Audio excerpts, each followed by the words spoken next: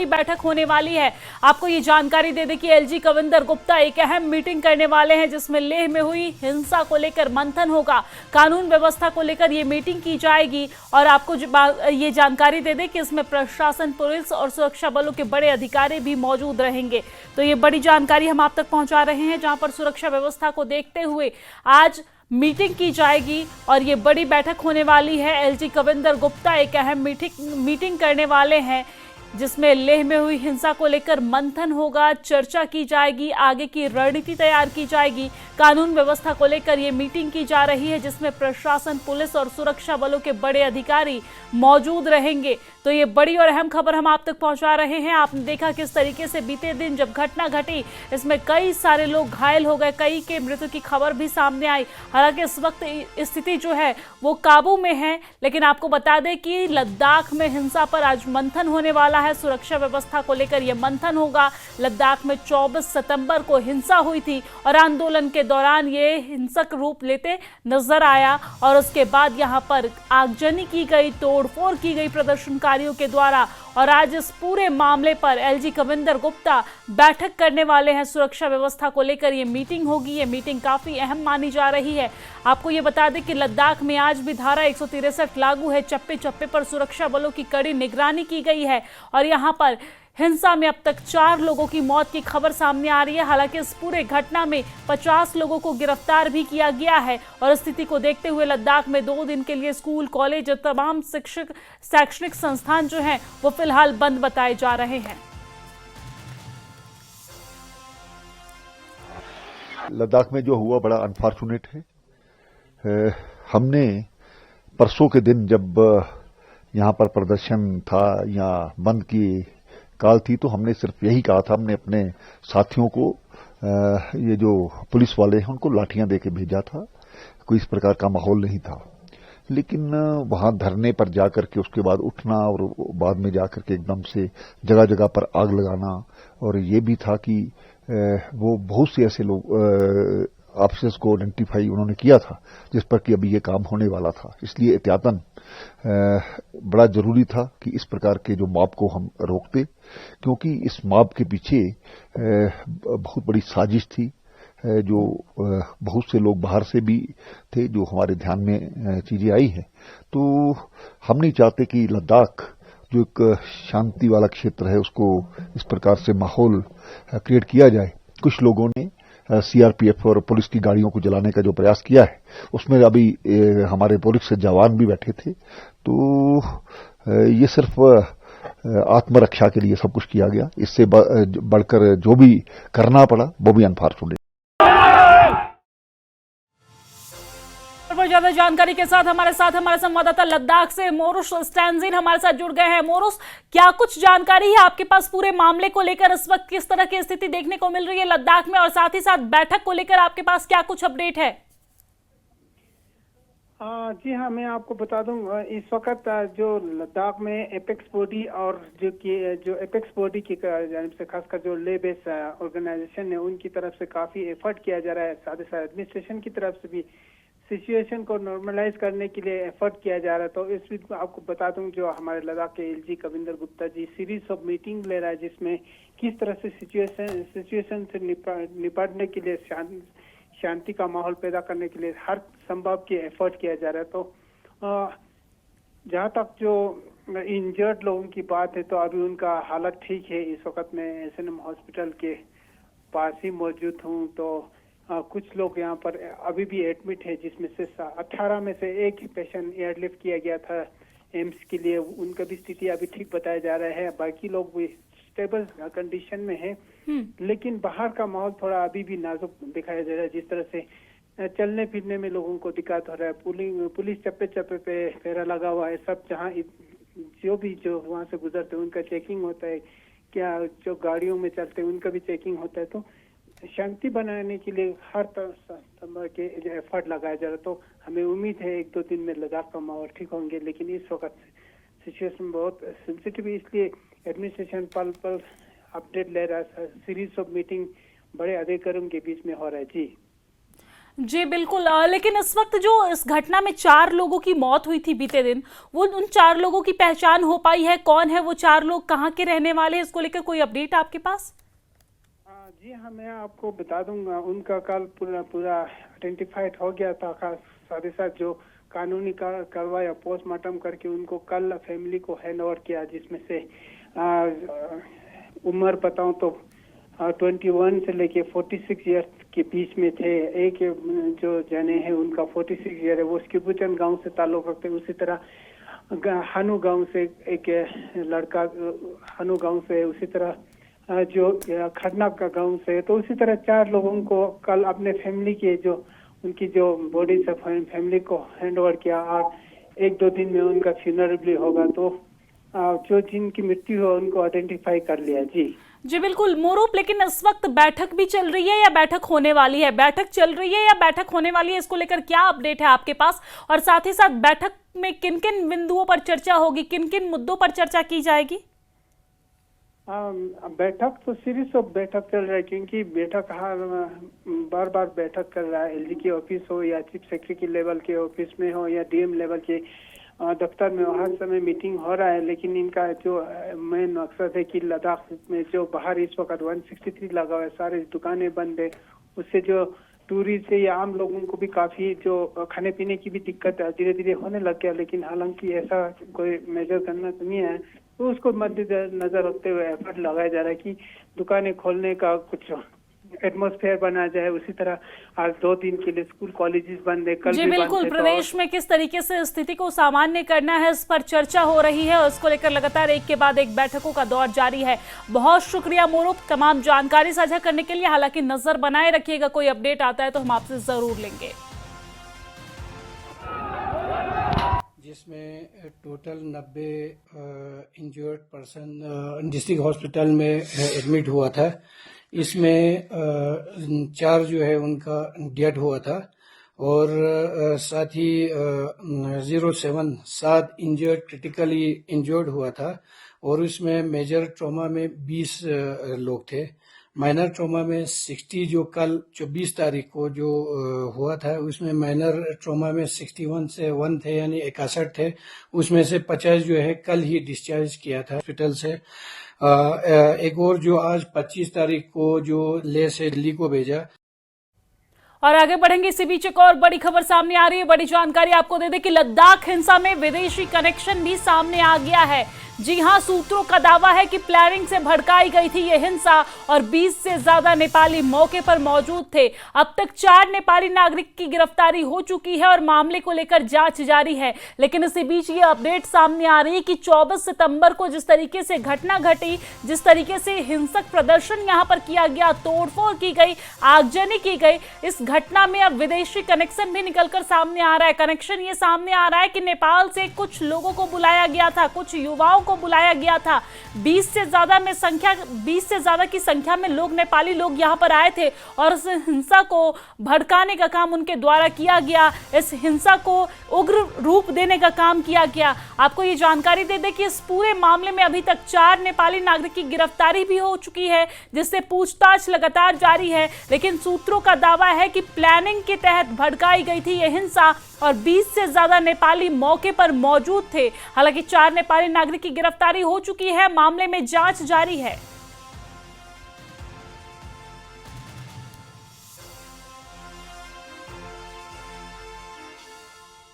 और आगे बढ़ेंगे, इसी बीच एक और बड़ी जानकारी आपको दे दें। श्रीनगर से बड़ी खबर सामने आ रही है, जहां पर श्रीनगर में यूनिफाइड कमांड मीटिंग जारी है। जी हां, राजभवन में सुरक्षा हालातों पर मंथन हो रहा है। एलजी मनोज सिन्हा की अध्यक्षता में यह बैठक चल रही है। जम्मू कश्मीर के सुरक्षा हालातों पर बातचीत हो रही है। तो ये बड़ी जानकारी सामने आ रही है, जहां पर श्रीनगर में यूनिफाइड कमांड मीटिंग लगातार जारी है। एलजी मनोज सिन्हा की यहां पर अध्यक्षता में यह बैठक चल रही है। राज्य भवन में सुरक्षा हालातों पर मंथन जारी है। और आपको बता दें कि राजभवन में यह बैठक चल रही है, जिसमें एलजी मनोज सिन्हा इस बैठक की अध्यक्षता कर रहे हैं। जम्मू कश्मीर के सुरक्षा हालातों पर इस बैठक में बातचीत जारी है।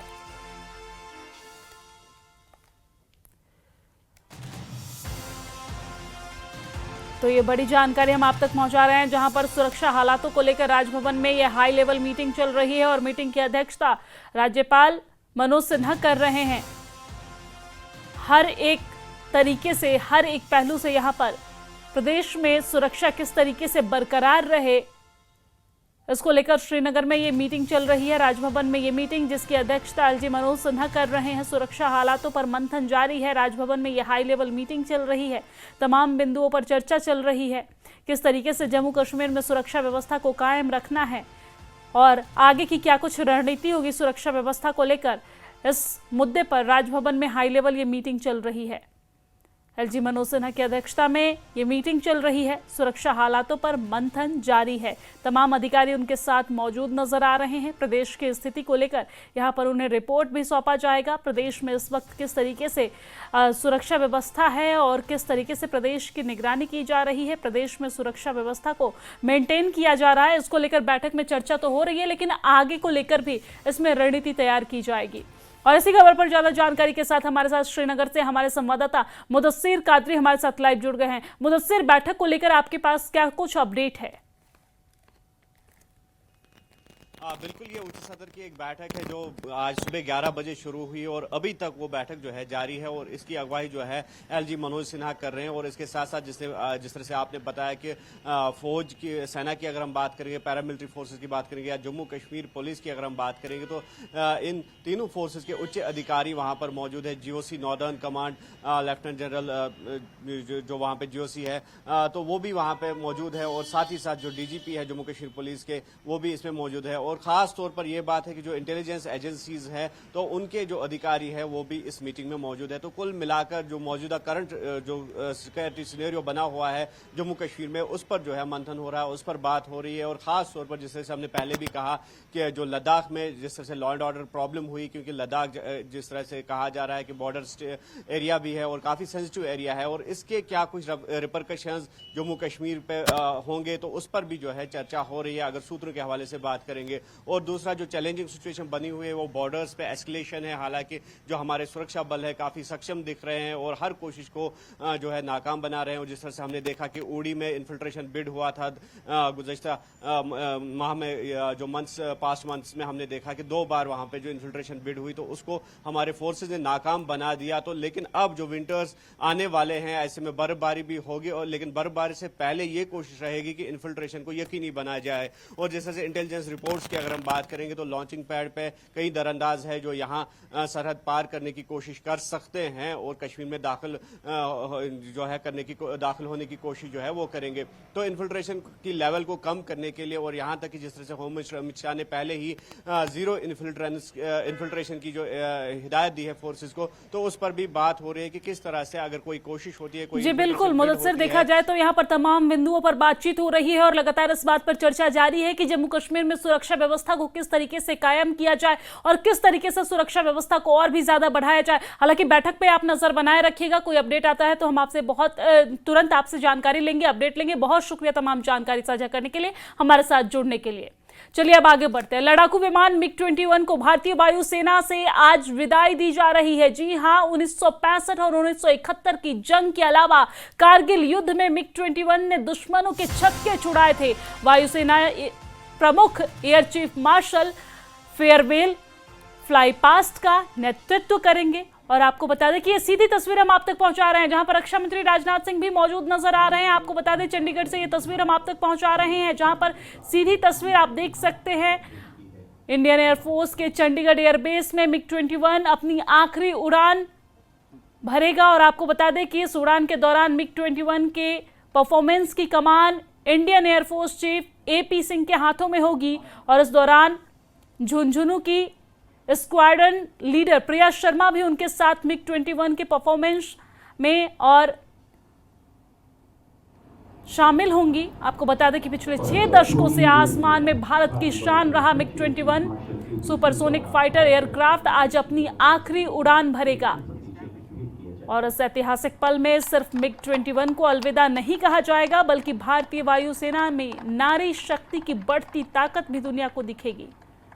और इस मौके पर स्क्वाड्रन लीडर प्रिया शर्मा, जो इंडियन एयरफोर्स की 7वीं महिला फाइटर पायलट हैं, जो मिग 21 को आखिरी बार आसमान में ऊंचाइयों में ले जाएंगी और इस दौरान उनका साथ देने के लिए खुद air chief marshal AP Singh इस फ्लाइट परफॉर्मेंस में हिस्सा लेंगे। और मिग 21 के रिटायरमेंट समारोह में रक्षा मंत्री राजनाथ सिंह, सीडीएस जनरल अनिल चौहान, सेना प्रमुख जनरल उपेंद्र द्विवेदी, वायुसेना प्रमुख air chief marshal AP Singh और नौसेना प्रमुख एडमिरल दिनेश के त्रिपाठी सहित कई वरिष्ठ अधिकारी उपस्थित नजर आ रहे हैं। तस्वीरें आप देख सकते हैं, तमाम एयर चीफ मार्शल यहाँ पर नजर आ रहे हैं, उनके साथ सेना के जवान। और यहाँ पर तो आप देख सकते हैं इस पल को यादगार बनाने के लिए कैमरे में कैद किया जा रहा है। रक्षा मंत्री राजनाथ सिंह यहाँ पर मौजूद नजर आ रहे हैं साथ में। और ये सीधी तस्वीर चंडीगढ़ से हम आप तक पहुंचा रहे हैं। दुश्मनों का छक्का छुड़ाने वाला मिग 21 को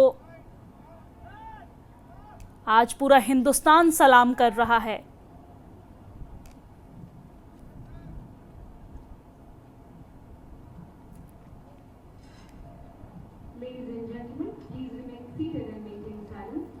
और ये तस्वीर हम आपसे पहुंचा रहे हैं चंडीगढ़ से। ये तस्वीर हम आप तक पहुंचा रहे हैं जहां पर 62 साल तक शौर्य को बढ़ाया मिग 21 और आज उसकी आखिरी विदाई यहां पर हो रही है। और इस कार्यक्रम में रक्षा मंत्री राजनाथ सिंह मौजूद नजर आ रहे हैं। तस्वीरों में आप देख रहे हैं चंडीगढ़ से ये सीधी तस्वीर हम आप तक पहुंचा रहे हैं। और अब संबोधित करते, तमाम वीर जवानों को संबोधित करते, देश की जनता को संबोधित करते रक्षा मंत्री राजनाथ सिंह। चंडीगढ़ से ये सीधी तस्वीर।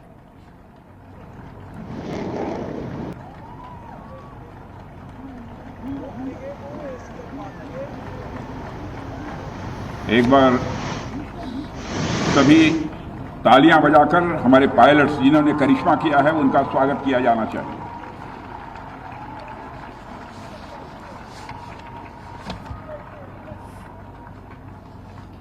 Okay. Chief of defence staff general Anil Chauhan, chief of naval staff admiral DK Tripathi, chief of army staff general Upendra Dwivedi, chief of air staff air chief marshal AP Singh, DDR&D and chairman DRDO doctor Sameer V Kamat, defence services के 3 financial adviser doctor Mayank Sharma, यहाँ मौजूद भारत सरकार और हमारी तीनों सेनाओं के अधिकारीगण, उनके परिवारजन एवं हमारे ऐसे वायुसेना के अधिकारी जिन्होंने कि अपनी पूरी जिंदगी खपाई है अपनी सेवा में, ऐसे हमारे सभी पूर्व सैनिक अधिकारी एवं अन्य कर्मी, अन्य एयर वॉरियर्स, देवियों व सज्जनों, सबसे पहले मैं देश की संप्रभुता, एकता और अखंडता को अक्षुण्ण बनाए रखने में अपना अहम योगदान देने वाले इंडियन एयरफोर्स के वीरों को मैं नमन करता हूं। आजादी से लेकर अब तक आप सबने भारत की सुरक्षा सुनिश्चित करने के लिए जिस शौर्य और पराक्रम का परिचय दिया है वह अपने आप में सभी भारतवासियों के लिए प्रेरणादायी है। आपकी वीरता की यह जो यात्रा रही है इसके पीछे मैं समझता हूं मिग 21 का भी बहुत बड़ा योगदान रहा है। साथियों, आज हम सब मिग 21 की फाइनल ऑपरेशनल सॉर्टी के लिए एकत्र हुए थे। इस मौके पर आप सबके बीच आकर मेरे मन में कई सारे इमोशंस तैर रहे हैं, कई भावनाएं तैर रही हैं। मेरे मन में इस समय गौरव की भावना भी है तो वहीं एक तरफ कृतज्ञता की भावना भी है। साथियों, आज जब हम मिग 21 को इसकी ऑपरेशनल जर्नी से विदाई दे रहे हैं तो मुझे लगता है हम एक ऐसे अध्याय को विदा करने जा रहे हैं जो न केवल इंडियन एयरफोर्स के इतिहास में बल्कि हमारी पूरी मिलिट्री एविएशन की जर्नी में गोल्डन लेटर्स में लिखा